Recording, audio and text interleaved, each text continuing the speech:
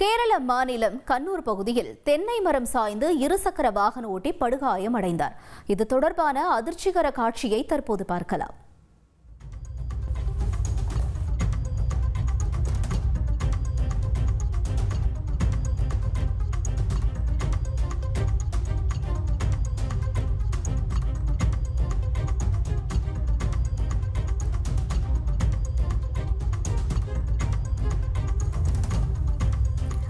கூடுதல் தகவல்களை செய்தியாளர் பிரசாத் வழங்கிட நாம் கேட்போம். பிரசாத், வணக்கம். தொடர்ந்து அந்த நபரினுடைய நிலை என்னவாக இருக்கிறது, விவரங்கள் என, இந்த சிசிடிவி காட்சி பற்றி விவரிங்க.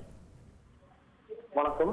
கேரளாவில் கடந்த சில தினங்களாக கடுமையான மழை பெய்து வருகிறது. அதனோட ஒரு பகுதியாக கண்ணூர் மாவட்டத்திலும் தொடர்ந்து பெய்த மழை காரணமாக கண்ணூர் மாவட்டத்திற்குட்பட்ட பினராயி பகுதியில் சாலையோரம் நின்று கொண்டிருந்த ஒரு தென்னை மரம் திடீரென சாய்ந்தது. அப்போது அவ்வழியாக எடக்கடவு பகுதியைச் சேர்ந்த சுஜித் என்ற பெயிண்டிங் தொழிலாளி இருசக்கர வாகனத்தில் சென்று கொண்டிருந்தார்.